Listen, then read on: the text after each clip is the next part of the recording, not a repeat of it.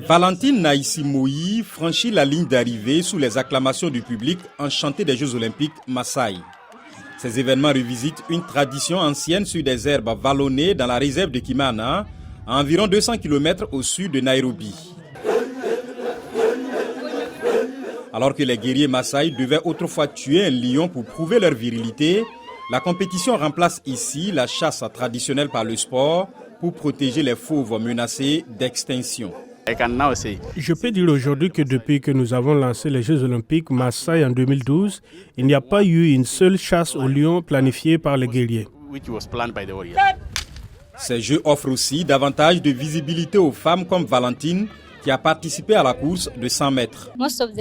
La plupart des femmes se rendent compte qu'elles ont été abusées dans notre tradition.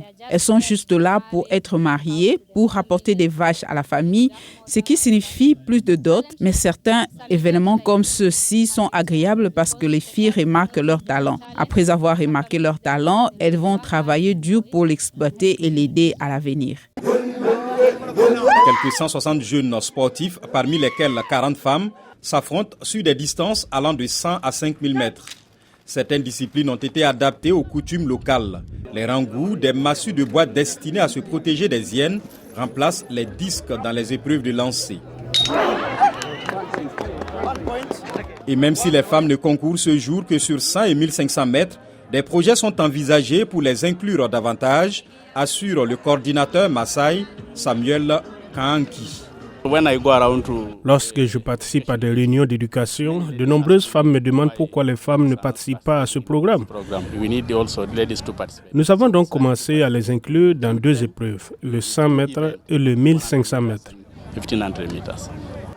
Créé en 2012 par des dirigeants communautaires et l'organisation de protection de l'environnement Big Life Foundation, les Jeux ont été pensés pour préserver les lions de la région qui étaient passés d'environ 30 000 dans les années 1970 à un peu plus de 2000.